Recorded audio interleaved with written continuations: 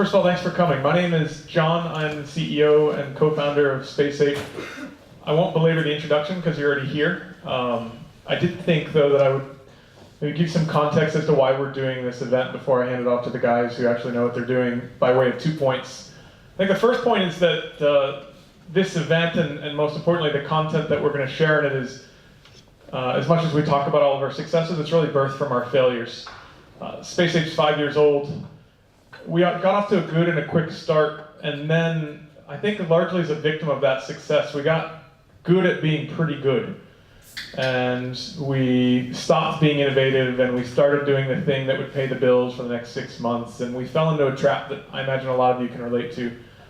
And we almost didn't recover from that trap. And at some point, we remembered that our mission was to make really awesome games and do new things on the platform for our players. And we had a lot of introspection about things we weren't doing, and what it really boiled down to is that we were deciding what games to make at the top, making them and launching them. There was no creativity taking place. The teams weren't really empowered, and none of it was happening at the beginning. There wasn't a whole lot of failure, like the kind of stuff that should happen. And so we underwent a process of introspection and fixing it. And I can't tell you that that process is done, or even that it's been successful. I can tell you that for the last few years, we've been doing stuff remarkably different than what we've done before, that we feel it's a lot better, and that certainly culturally, we find it's a lot more in keeping with what we set out to do as a company in the first place. So I think what you'll hear from Bill and Tom, certainly, and Matteo's going to talk about different stuff altogether, sort of a reflection of some of those things we've learned. And so I guess that's a segue to the second point, as for context of why we're doing that. And that point is that the best analogy I've ever heard about what we do, game development, is it's a tractor pull. Have you guys heard of tractor pulls? It's like this American invention. It's a giant stadium filled with mud and these big trucks, and they pull these massive weights, you know, and a bunch of people like me, Americans, all hooting and hollering. And it's really hard and really messy, and the trucks are successful if they pull these things like 100 meters. And that's game development. It's really difficult, it's really messy, and your primary opponent is not the other guy. Your primary opponent is the challenge of the work itself, which is phenomenally difficult. There's no one right way of doing it. There is no one expert. People are all over the map in their methodology. And to me, the point is that the game community in London could be, and really should be, a lot more cohesive and a lot better at sharing. In a way that we are not. And we have, through Supercell, gotten a lot of opportunity to see what the Finnish game scene looks like. And they share all the time. They have these weekly meetups at their version of pubs. They show their builds to one another. They learn a lot. And it's not that they're not competitive. They are competitive, and I'm competitive.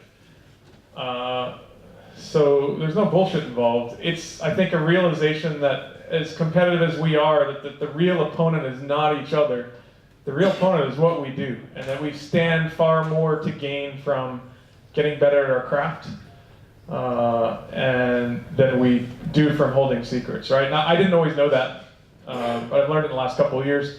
And so maybe the point of this event is to try and spread the spirit of sharing that we've seen in Finland. We've done a bunch of them this year. That's the intent. I think the best one we're going to do, the second best one, this is the best one. The second best one we're going to do is going to be in January. Supercell's going to come out and co-host a thing called Games First. It's sort of the tentpole of that annual sharing cycle in Finland, where they just spill all their secrets, talk about game development, trade a bunch of notes together. So we're going to do that on January 17th. I'd encourage you all to go. And the second thing I'd encourage you to do is, this sharing thing is sort of incumbent upon all of us. We don't have the answers, not going to claim to. We've learned a lot. Hope you share what you've learned as well, and we'll gladly attend any event you host, and we benefit from it. So yeah, that's why we're here. I will hand it over to Sy now to talk about the details for tonight. Thank you very much for coming, guys. I appreciate it.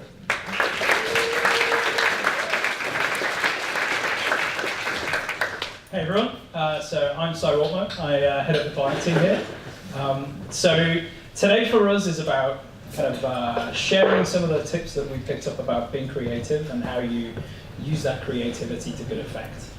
So we're going to have 3 talks. First we're going to have Tom talking about some of the tips and tricks he's picked up from his approaches to prototyping games over the last few years with us. we're going to have Bill Robinson talk about some of the tools that we built to help our teams either balance their prototypes or add what we call juice to our prototypes, which is the kind of UX stuff. And then Matteo is going to talk about how you bring your product to launch and really make use of all that creativity that you've put so much effort into.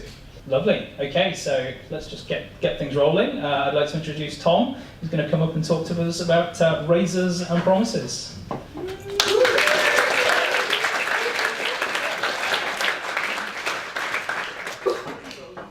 So let's see if this mic works. Can you all hear me? Yep. Perfect. So yeah, I'm Tom Mejias. I'm a client engineer here at Space 8 Games. I'm going to be talking to you about prototyping. That's on the slide. Yeah, so there's lots of challenges and learnings that I'm going to go through that I've found over the last 5 or 6 years of doing prototyping. I'm going to cover some of the preconceptions I had going into it, and then some of the mantras I figured out going forward to try and help me get out of that those preconceptions. I'm going to talk about Space 8's funnel and how we're doing new projects and how we're making things, and I'm going to talk about some prototyping thought strategies, which is just ways of organizing your thoughts and helping filter out a bit of the crap that comes with design. So yeah, so when I first started prototyping, you figure out that you just have to fail a hell of a lot. You just start things and you just fail. And then the good thing about all those failures is that you just learn so many cool things. So I'm going to try and get a few of these learnings and some of the problems and some of the solutions that I found, and let's see if this works. So the first problem, right at the beginning, is this misconception that I had. It was that you start off and you've got this idea for a mechanic or an interaction or something, and you go, right, I'm going to make that the best thing I can possibly do. So you go, and you do the worst code humanly possible, and it's just an absolute mess. And it always lives a little bit too long. It's just that thing where you start off and it's 2 days later, you're okay, I'm still going on this thing, and then a week later, you're oh my god, something's. So this slide, oh god. You start day one and you're great, I've made this great mechanic, it's a flick mechanic, I'm just really proud of it, I think it's great, and I've made this wall jump and it's got just the right amount of feedback and you're feeling really good about it. And then that all goes great, and then a week later, suddenly, your designer turns around and is that's great, you've done this great prototype, but I want your wall jump mechanic to now shoot fireballs, and I want your flick mechanic, which is really good, to now be a gyroscope thing. And you're oh god, you look at your code and you're why is my flick mechanic tied into my high score, and why is my wall jump talking to Facebook integration? So you're just it's just a mess. So at that point you're okay, I need to do something to stop this from happening, because it just kept on happening. And so I found that science would help. So I was I'm going to have to science this, and I'm going to have to figure out a way of stopping this from happening. But I'm not a very good scientist, so I started with mantras. Anyway, I started off with mantras, and my first one was to refactor obsessively.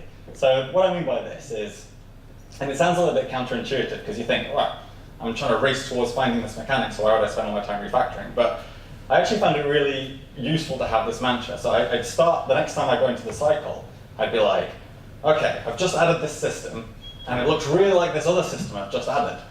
Maybe I can find some commonality to make this a little bit simpler. So a good example of this is ability systems and spells and stuff like that. You start off with an ability and you're okay, I'm going to need mana, so you throw mana in there, into mana. And then you're I need a cooldown, so cooldown. And then someone's charge up time, okay, charge up time, blah, blah, blah.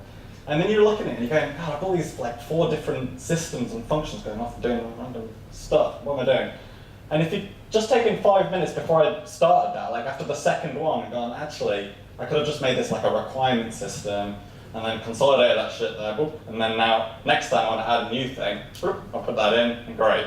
So having this at the forefront of my mind when I'm doing things really helps me just stop and go, hang on, I'm doing something wrong here, I could make this better. Anyway, so the second problem I came up against, which is fairly similar to that one, is when your designer turns around and starts giving you really batshit crazy designs, and you're like, oh God, I should have thought about this earlier. Why didn't I think about this? And so, in order to combat not thinking about it earlier, I decided another mantra: think wide, build flexible. That sounds so wanky, but like, think wide and build flexible. So, the thinking wide part, that's just before you start doing a new feature. You go, okay, I'm going to sit down and spend 20 minutes, just figure out what is like the worst case scenario. What is it that someone's going to throw at me that will just like make my day just rubbish? And then I actually go, oh, rest of my team, you people, write down all of the things that could horribly go wrong with this system, or what things that you want to actually do with it. And then I look at this big list and go, okay, I'm not going to implement any of this stuff, but I'm going to look at it and go, if I just make this architecture, I can cut that bit out and do that. That's going to give me loads of value. And if I do this bit, that's going to give me loads more value. So it really helps just by taking a little bit more time at the beginning and thinking about these things.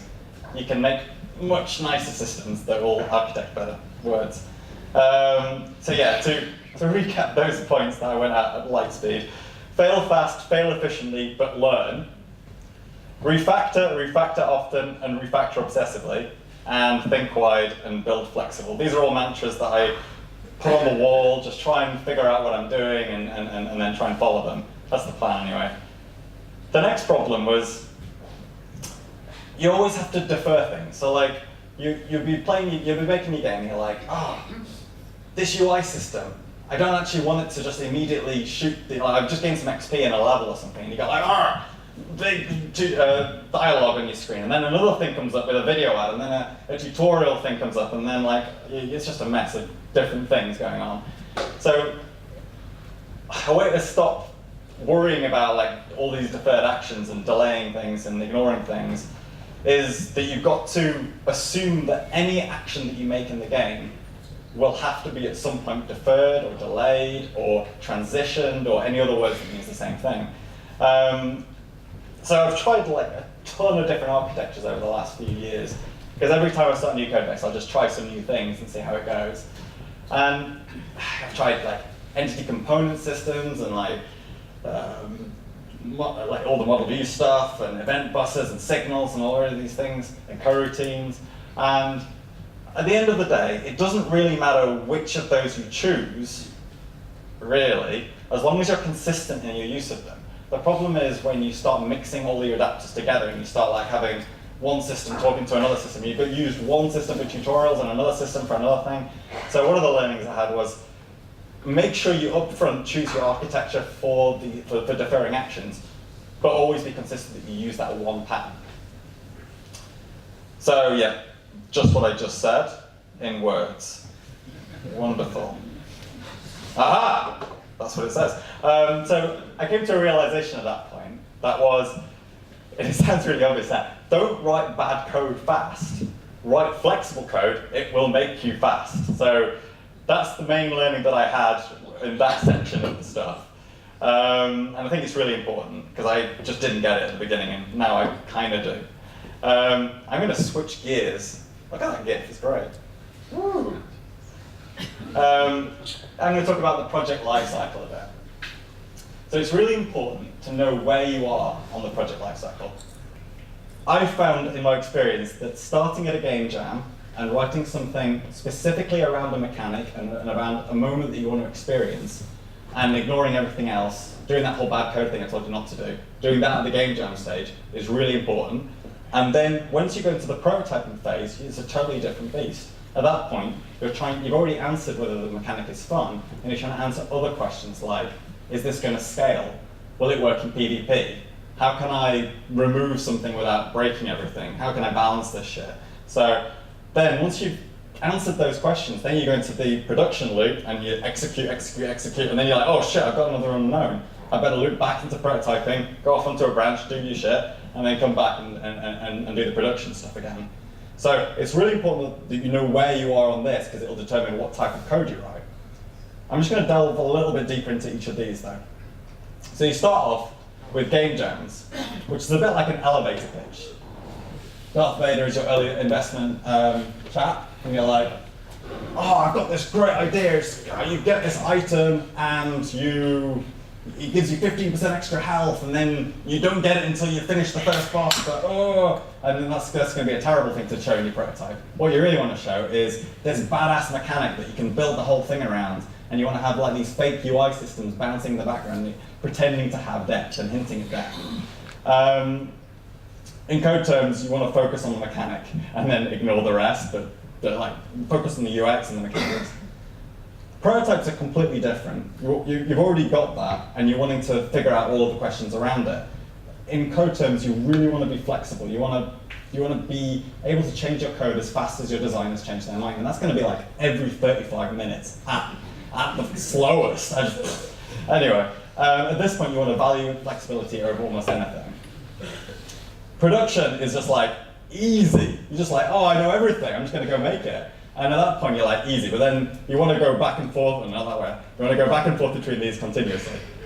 Yeah. Anyway, here's it in graph form in case you needed it a third time.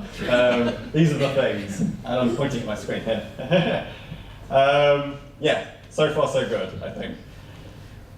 The next problem I found, and this is interesting actually, that we've got pretty good at rapid development now. We're making the right things, and we're talking really fast, and we're doing the right things. But one of the main problems is figuring out how to keep your vision, how to keep your mind on what you're actually trying to achieve in the prototype, and what your vision is. So we came up with this system called the Promise, which is another wanky name, but it'll do. The idea is it's a really good way of maintaining a strong vision throughout development, because often you'll go off onto different paths, and then you'll go like, shit, this doesn't fit within the game whatsoever, why did I come down this path? The idea is that at the very beginning of the project, you write this vision statement, which is like a one-line promise of what you want the users to experience in the game, what you want the game to be. And you get the whole team to agree on this. You kind of spend at least an hour or several hours discussing it and figuring out, this is what I want to be. Then, whenever you start a new feature, you continuously reflect on that. You go, does this feature I've just added or I'm about to add fit within this vision, this one-line statement? And you're like, shit, it doesn't. Or if it does, then great, you just carry on and make it.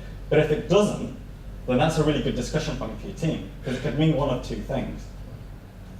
Either the idea doesn't fit in the vision because it's a bad idea, or it doesn't quite fit with the thing you're trying to achieve, or your vision is flawed and you need to change the vision in order to encapsulate this new idea. So having that discussion with your team and then evaluating, that's the click, evaluating all the things that then make it fit into that vision and making sure you're honest to it is really important. But it also helps you change your vision as early as possible, because the last thing you want is to get to near the end of a prototype and be going like, oh shit, we've just been doing the whole thing wrong, and then all the decisions you made up to that point are like invalid. So it's a good way of just keeping that thing. So you put it on the wall, this is my vision statement, and you just keep yourself honest to it. So I'm going to talk about the Space 8 new project funnel, because we're doing some really interesting things, and Space 8's on this journey to try and, just like John said, to try and own a genre. We're trying to find really interesting ideas that will make us big. We want to do these like incrementally successful titles. We want to just get something that's really good. And that takes a lot of work, and it takes a lot of processes, and it takes a very big change in the way that we do things. So we came up with this system called the funnel, which is open for the whole company. And the idea is that every couple of months, or every month, there's a few days where employees are encouraged to do like game jam prototypes, they're encouraged to do one-liners and things like that. So you're getting this creativity going within the company. After these ape spaces, which is what they're called, a few of these teams will organize, they'll self-organize into teams, and they'll be working on these ideas like in their own time and like in lunch times and things like that. They'll get really passionate about them, they'll be feeding off the buzz of the company and stuff. At that point, if it's identified that this idea is really cool and people like it, that we'll be able to spin up a team and spend a little bit of real time making these into prototypes, like formal prototypes, and working towards milestones. And then if they're successful in that milestone, then they can go through to like meta playables and branding playables and meta playables with branding and all the rest of these things. So that's really useful. We encourage all the time at each of these stages for the teams to be autonomous. So they're all making their own decisions. They're empowered to fail. They're empowered to do exactly what they want as long as they have a license to kill. They want to look at their prototype and go, actually, this is no longer fitting the vision of the company. Maybe I should kill it. Or maybe we should have a discussion about that anyway. But it's up to the team to kill it. And this is a really good way of getting lots of ideas in the top of the funnel and filtering them down, and hopefully we'll have a nice one coming out the bottom. So it's actually one of these prototyping funnel phases where I did, we worked on a ton of ideas, like these 8, 10, I can't count, over about 8 months. And it was a really exciting time, and we were doing lots of really good prototyping iterations and stuff. But we came to a few problems, and I'd like to just talk about a few of those problems. Problem number one was there were too many ideas and not quite enough time to cover all of these ideas. And so we needed like a system to help us filter these out, like get rid of the chaff, work on the things that actually mattered.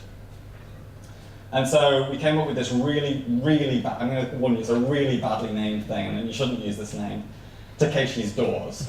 So I don't know if you've watched Takeshi's Castle, but like there's this sequence where you're like running through a set of doors, and like there's a samurai going like, "Rrr," and sometimes you bounce off the door and you fall over and then you lose the game. It's nothing like that. I don't know why we called it this. So there are some doors, and we were working on, at the time we were working on mobile asynchronous strategy games. That was our little crate that we were working in. And we had loads of ideas, and we were struggling trying to pin down an idea.